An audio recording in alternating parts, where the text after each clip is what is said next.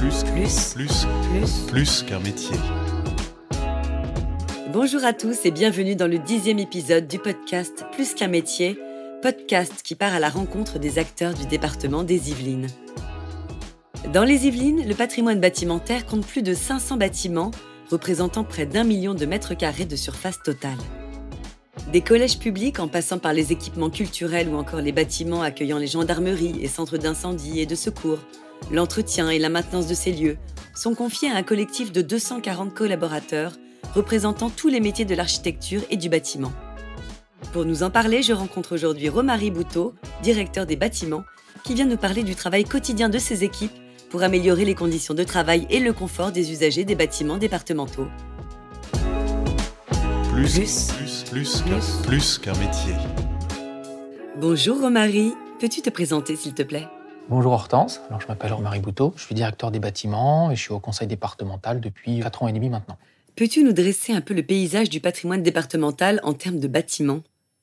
Le département des Yvelines a un patrimoine bâtimentaire très riche, très varié, à peu près plus de 500 bâtiments qui représentent une surface d'à peu près 1 million de mètres carrés. C'est un patrimoine très important et qui est extrêmement varié. Alors la majorité du patrimoine est composée de collèges. Nous avons 114 collèges dans le département, mais nous avons également des bâtiments tertiaires qui abritent les services du département, notamment des services d'action sociale, mais aussi des bâtiments militaires, parce que nous hébergeons également les casernes de gendarmerie, les sapeurs-pompiers des Yvelines et des bâtiments culturels, des musées départementaux, des bâtiments patrimoniaux. Nous avons un château fort du XIIIe siècle dans la vallée de Chevreuse, et les bâtiments d'archives. Un portefeuille de bâtiments variés et diversifiés. Juste pour donner un chiffre, nous avons beaucoup de projets actifs en maîtrise d'ouvrage, avec un budget d'opération qui s'élève à plus de 1 milliard d'euros sur la prochaine mandature, donc d'ici à 2028. Quel est le rôle du département concernant ces bâtiments ?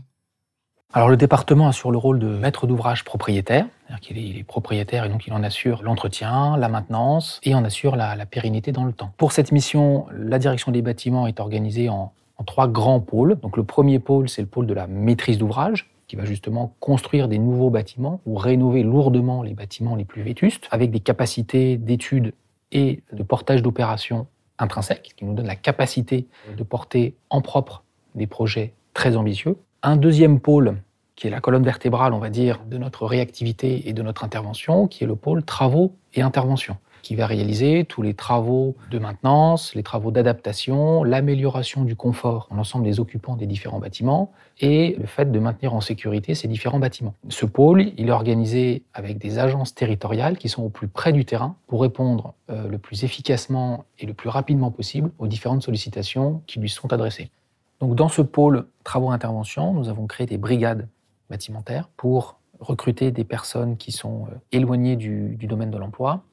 Nous les recrutons en lien avec l'agence Activity, l'agence départementale.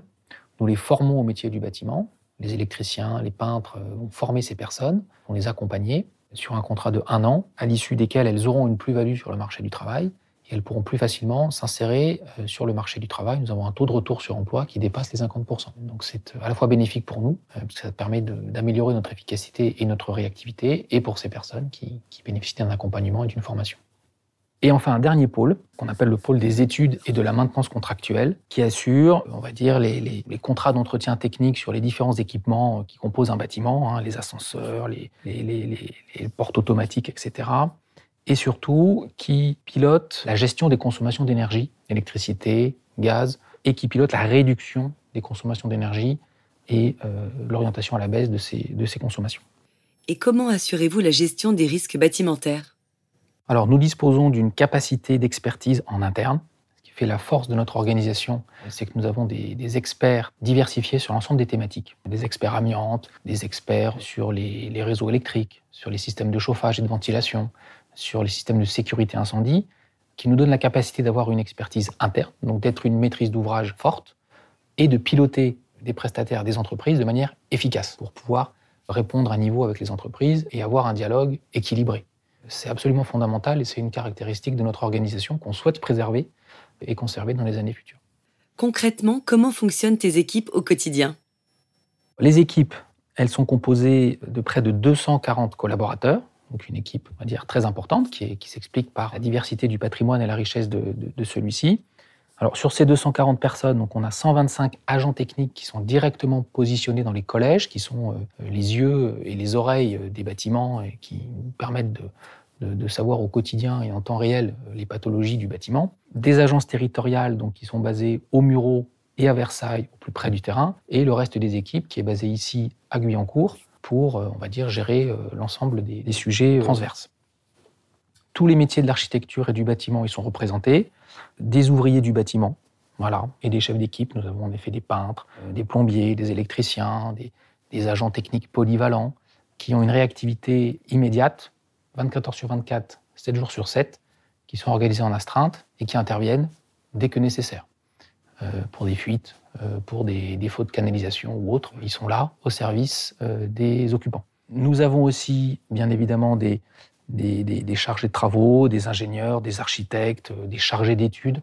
Donc, encore une fois, un profil de métier très diversifié. Toutes les personnes qui touchent de près ou de loin au bâtiment sont représentées dans la direction. Alors, l'organisation de notre direction, elle s'inspire de maîtres d'ouvrage similaires, notamment franciliens. Il y a des enjeux en Île-de-France qui sont particuliers par rapport au reste, on va dire, du territoire. Et notamment, on a comparé nos organisations au sein de l'IMOA, donc qui est un institut de la maîtrise d'ouvrage, qui rassemble plusieurs maîtres d'ouvrage, notamment publics. Et on s'est inspiré de cette organisation pour correspondre avec la pratique du métier. Ce qui est remarquable au département des Yvelines, c'est encore une fois la richesse de notre patrimoine, parce que les autres maîtres d'ouvrage, les autres entités publiques, par exemple, ne s'occupent pour certains que des bâtiments de l'institution judiciaire, donc des prisons et des tribunaux. D'autres vont ne s'occuper que des projets culturels. D'autres vont ne s'occuper que des projets d'enseignement supérieur, par exemple. Ici, au département des Yvelines, vous gérerez l'ensemble des projets. Voilà. Donc, vous avez un patrimoine et une richesse professionnelle extrêmement importante. Donc, moi, mon message, c'est venez nous rejoindre, venez profiter de cette diversité que le département des Yvelines propose. En plus, vous pourrez profiter du cadre de vie yvelinois qui est quand même assez remarquable par rapport à un environnement un peu plus urbanisé dans la région parisienne. Et donc, moi, je lance un appel au recrutement à tous les chefs de projet, chargés d'études, experts, chargés de contrats techniques qui voudraient toucher un patrimoine un peu plus diversifié avec des enjeux importants, des enjeux d'innovation, de transformation de notre parc pour tenir compte des enjeux environnementaux. Venez nous rejoindre, vous ne serez pas déçus. Et ce que je constate, c'est que les personnes qui ont fait le choix de nous rejoindre se sentent très bien dans cette équipe et restent depuis plusieurs années maintenant dans le département. Vous êtes à la croisée des chemins de nombreux acteurs qui font les bâtiments du territoire. Qui sont-ils et quels sont vos liens avec eux ? Alors en effet, nous, direction des bâtiments, se considère comme une direction support au service des autres directions du département. C'est ce qui peut faire dire à certains qu'on est une direction de l'ombre, puisqu'on n'a pas de projet de notre propre initiative.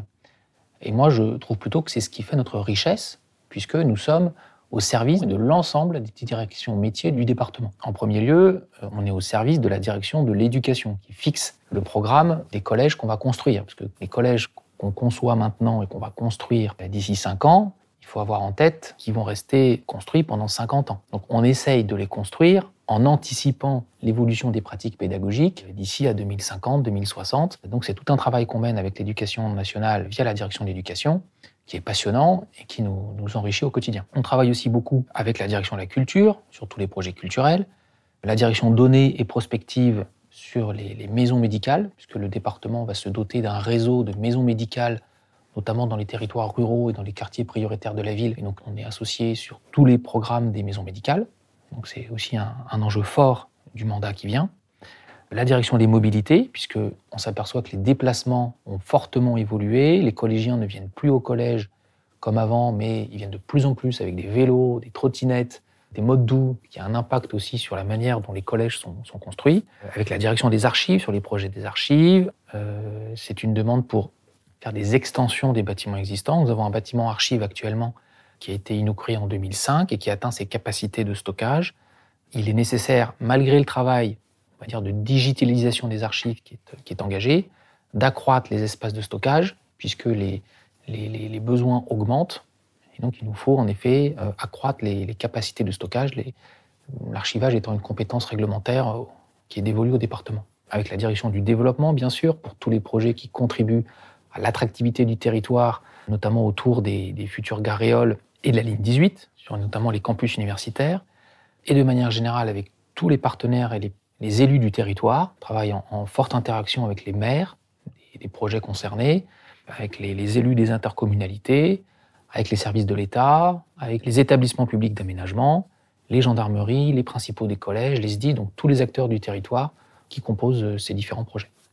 Une grande partie du patrimoine départemental est constituée de collèges publics, 114 exactement. Comment améliorez-vous le travail et le confort des collégiens ? Alors en effet, c'est notre action quotidienne. Je vais donner quelques exemples assez marquants qui va un peu illustrer le travail qu'on mène au quotidien. Premièrement, c'est la végétalisation des cours de récréation, qui est un des enjeux forts auxquels les équipes sont largement attachées et mobilisées, qui vise à créer des îlots de fraîcheur, puisqu'on sait que, avec on va dire la modification climatique, l'imperméabilisation des cours est un sujet qui accentue en fait la sensation de chaleur. Quand vous avez en effet 35 degrés à l'extérieur, eh bien, vous pouvez avoir 10 degrés de plus dans une cour de récréation par la simple réverbération de la chaleur. Donc ce qu'on fait, c'est une action qui vise à s'adapter aux conséquences du changement climatique. On désimperméabilise les cours, on enlève les enrobés qui sont vieillissants et on les remplace par des matériaux innovants, des matériaux naturels, minéraux, respirants, qui vont capter l'humidité de l'air et qui vont la ressortir en cas de forts épisodes caniculaires pour justement donner de la respiration et limiter cet effet de chaleur urbain et même aller jusqu'à la création d'îlots de fraîcheur en végétalisant ces cours et en y apportant de la verdure. On couple ça avec la prise en compte des problématiques de genre, puisqu'on s'est aperçu que c'était dans les cours de récréation que les problématiques de genre se cristallisaient le plus. Et donc, on adapte ça avec la création d'espaces calmes au centre de la cour pour éviter qu'il y ait un terrain de foot naturel qui se crée au centre de la cour et que les filles soient reléguées sur les bas-côtés de la cour. Donc, on pense ça dans l'adaptation de ces cours de récréation. On maintient, je vous rassure, des espaces sportifs pour que les collégiens puissent se défouler et puis faire du sport. C'est absolument nécessaire et indispensable. Mais en tout cas, on intègre ces problématiques dans les conceptions des cours de demain. Et nous avons aussi un gros travail sur les problématiques de genre dans les sanitaires, où maintenant on essaye de faire des sanitaires qui soient non genrés. Tous les sanitaires qu'on refait, on pense à ça pour tenir compte de cette problématique qui était inexistante, ou en tout cas pas prise en compte il y a quelques années encore. Donc ça, c'est un premier exemple pour améliorer le confort des occupants. Un autre exemple, c'est bien évidemment l'amélioration du confort d'été et le confort d'hiver, en agissant au quotidien pour remplacer les fenêtres qui le nécessitent, pour traiter les passoires énergétiques, en améliorant l'isolation des bâtiments. Et un dernier exemple, c'est d'adapter nos référentiels à la pédagogie de demain. Encore une fois, on souhaite faire évoluer, on va dire, la conception qu'on pouvait avoir des collèges il y a encore quelques années, pour prendre en compte les évolutions des pratiques pédagogiques qui sont basées sur, on va dire, des espaces plus transverses, des espaces de travail en semi-groupe, en groupe plus importants, des espaces modulables, adaptés à des pratiques pédagogiques qui elles-mêmes évoluent. On mène un travail avec la direction de l'éducation et les services de l'éducation nationale pour adapter le collège aux pratiques pédagogiques de demain. On fait notamment un gros travail sur la conception des CDI qu'on souhaite adapter avec la création d'espaces de type Fab Lab, donc qui sont des laboratoires de fabrication qui favorisent le travail en demi-groupe, en semi-groupe, le travail en mode projet pour casser le mode magistral qui est usuellement associé à ces pratiques-là. Donc c'est des locaux avec des imprimantes 3D connectées, propices à la fabrication d'objets et on va dire au portage de projets sur plusieurs séances dans la durée, sur plusieurs semaines.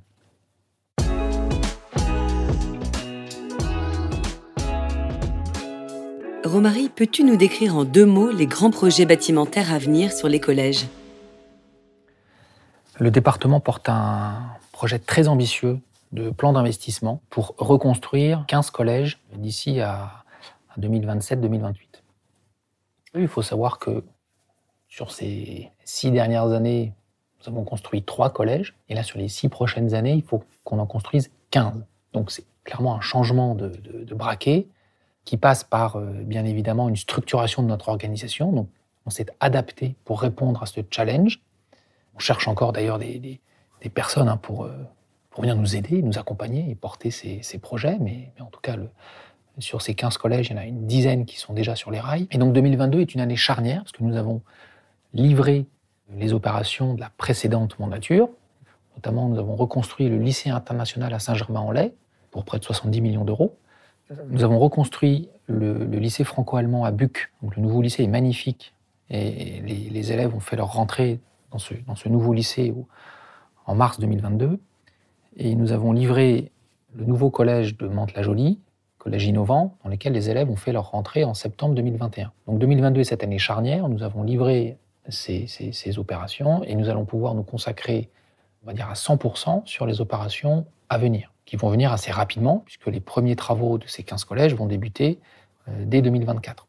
Ça passe évidemment donc par la structuration de notre organisation. Nous devons traiter les sujets de manière beaucoup plus industrielle qu'avant, pour être en capacité de porter ce programme très ambitieux et très innovant. Et donc, comment la dimension pédagogique est prise en compte dans la construction et la rénovation de ces collèges ? Donc, nous menons un travail conjoint avec la direction de l'éducation, car il faut en effet penser que le collège que l'on construit et que l'on conçoit maintenant, il sera toujours là en 2050. Donc, il faut penser l'adaptabilité de ce collège, qui puisse évoluer dans le temps, parce qu'on ne connaît pas les pratiques pédagogiques en 2050.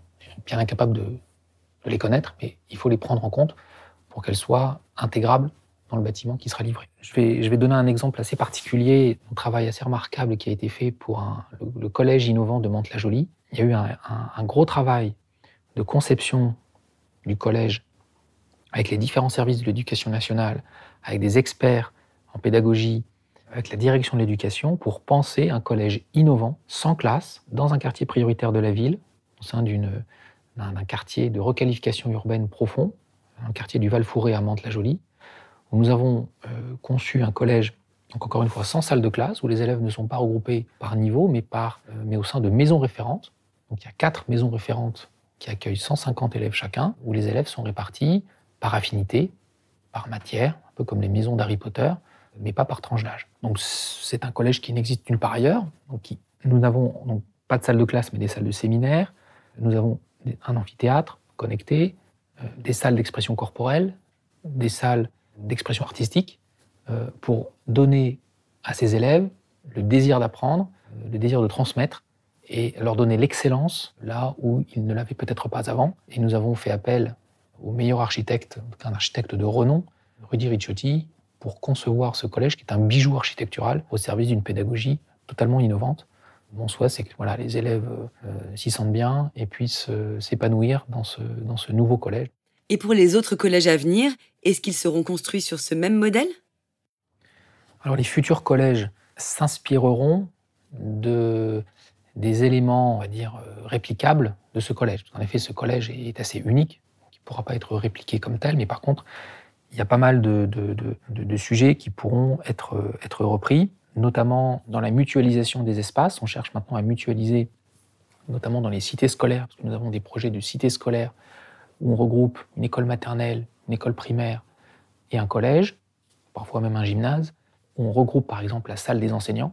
On crée justement un pôle enseignant pour favoriser ce travail en transversalité et pour créer, une maison de l'équipe éducative, au sens large, et on peut y associer d'ailleurs pas seulement les enseignants, mais l'ensemble des membres de l'équipe éducative au sein d'un lieu partagé. Ça, c'est ce qu'on a mis en œuvre au Collège innovant de Mantes, c'est ce qu'on mettra en œuvre dans nos futurs projets. Ce que j'ai évoqué sur les CDI connectés sera mis en place dans l'ensemble de nos futurs collèges, et on s'inspire notamment des contrôles d'accès généralisés par voie électronique qu'on a déployés avec l'aide de Seine-Yvelines numérique dans le Collège de Mantes sur l'ensemble de nos futurs collèges.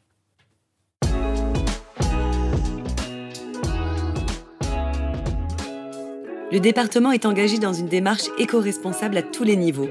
Comment cela se traduit dans vos projets ? La direction est pleinement engagée dans la transformation environnementale et dans la stratégie éco-responsable.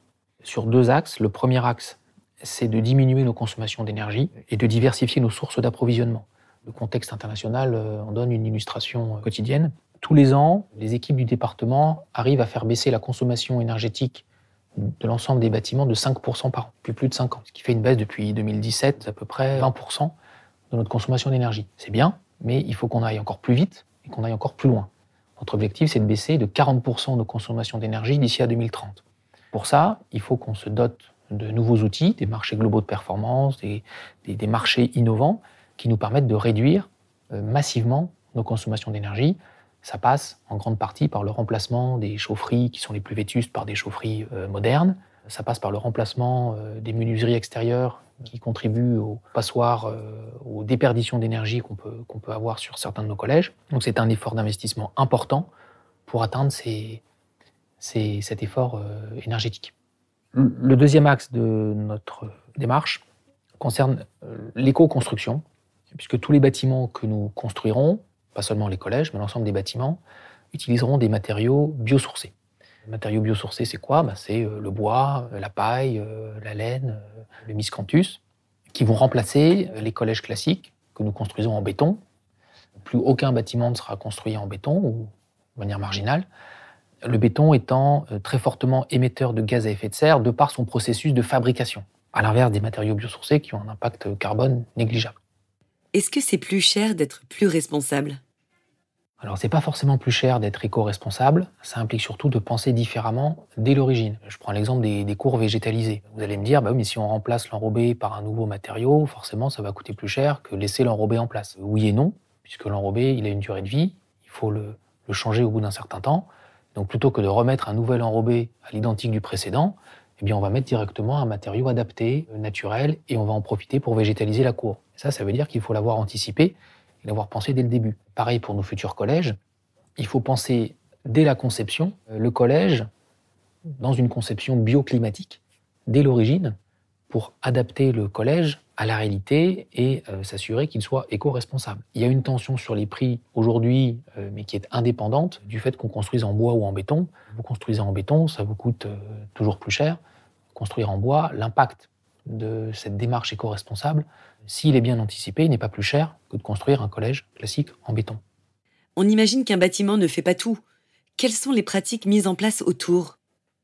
En effet, le bâtiment ne fait pas tout. Si on fait un super collège éco-responsable et que les fenêtres sont ouvertes tous les soirs et toutes les journées, on va consommer beaucoup d'énergie. C'est pourquoi le département a lancé, été précurseur du concours Cube, qui vise à améliorer les pratiques et prendre en compte les usages dans la réduction des consommations d'énergie. Le département des Yvelines a été précurseur. Il y a de nombreux collèges yvelinois qui ont postulé à ce concours, qui ont été primés, qui ont été lauréats, et je les en félicite. C'est un travail d'accompagnement et un travail pédagogique autour de l'équipe enseignante du collège. Les résultats sont là. On constate pour tous les collèges qui participent à cette démarche, qui implique l'ensemble des occupants du collège, on constate des diminutions moyennes d'à peu près 15% des consommations d'énergie, uniquement en changeant les usages, et qui peut aller parfois à une diminution de 30 voire 40% de réduction des consommations d'énergie sur les usages. Ça passe, en effet, on s'est aperçu que dans certains cas, les fenêtres étaient laissées ouvertes, l'éclairage était resté allumé la nuit pendant les vacances ou pendant les week-ends. Des choses comme ça, qui sont peut-être anodines, mais qui nécessitent un accompagnement par l'équipe enseignante et aussi par le département, où on vient présenter les résultats obtenus, qui sont assez remarquables. Et les collégiens sont assez demandeurs d'avoir le retour sur l'investissement qu'ils ont réalisé. Et on les accompagne dans la durée. Il y a un accompagnement qui est fait pendant 5 ans pour maintenir dans la durée ces bonnes pratiques et s'assurer de leur pérennisation dans le temps. Romary, quelle est l'ambition pour les bâtiments de demain au département des Yvelines ? Notre ambition, c'est de faire des bâtiments qui soient exemplaires, ambitieux et qui contribuent à l'attractivité du territoire, qui attirent des entreprises et des personnes qualifiées pour participer donc à la valorisation du territoire. Est-ce que tu peux nous donner quelques exemples ? Alors, il y a plusieurs projets, en effet des projets emblématiques, comme la construction d'un campus de l'innovation pour l'école des mines de Paris, qui va s'implanter à Versailles sur le plateau de Satory, à côté de la future ligne 18, la création d'un pôle universitaire à Mantes-la-Ville, à côté de la gare Réole, ou la transformation de l'IEP Sciences Po Saint-Germain-en-Laye pour accompagner la montée en puissance des effectifs. Nous avons également beaucoup de projets dans le domaine de la santé, avec la création d'un réseau de maisons médicales sur l'ensemble du territoire et la création de projets emblématiques comme la création de l'Institut du sport paraconnecté ou d'un campus des métiers de la santé sur la ville des Mureaux.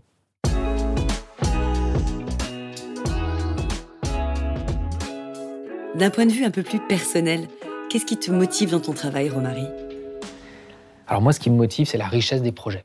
On en a parlé, c'est des projets qui sont passionnants, qui sont riches, qui sont uniques, et la diversité des équipes qui sont associées à ces projets. C'est le travail en mode projet qui m'anime. Je trouve que les équipes sont formidables. Moi, tous les matins et tous les jours, quand je viens échanger avec elles, ça me fait ma journée. Toutes les journées sont différentes. Les équipes sont investies, passionnées. On est tous réunis autour d'un seul objectif, c'est l'intérêt général. On sait pourquoi on travaille. On ne travaille pas pour des actionnaires, on travaille pour des collégiens, pour des gendarmes, pour pour les services du département, au service de l'action publique. Ce qui me motive, c'est que j'ai la satisfaction de contribuer de manière très opérationnelle au service public, en améliorant le confort des usagers, en répondant aux problématiques d'aujourd'hui et de demain, et en travaillant pour les Yvelinois au service du territoire. Et si nos auditeurs sont intéressés pour travailler au sein de ton équipe, quels profils et quelles compétences sont recherchés ? Alors nous, on recherche toutes les compétences qui sont liées au domaine du bâtiment, avec certains métiers qui sont plus en tension que d'autres, notamment les experts sur les thématiques énergie, fluide, climatisation, chauffage, et les profils de chefs de projet, chargés d'études, pour porter des opérations de construction neuve et de reconstruction sur des projets innovants, ambitieux, exemplaires. Venez nous rejoindre au département des Yvelines. Vous ne trouverez pas en Île-de-France d'autres propositions aussi riches, aussi diversifiées, au sein d'une équipe formidable, avec un collectif de travail très agréable, bien évidemment un mode de vie très appréciable au département des Yvelines, un département vert, un département accueillant, et qui a les moyens d'investissement que vous ne trouverez nulle part ailleurs en Île-de-France. Plus qu'un métier. Si vous avez aimé ce 10e épisode, abonnez-vous à notre podcast sur Encore, en cliquant sur l'étoile pour l'ajouter à vos favoris. À bientôt. Plus qu'un métier.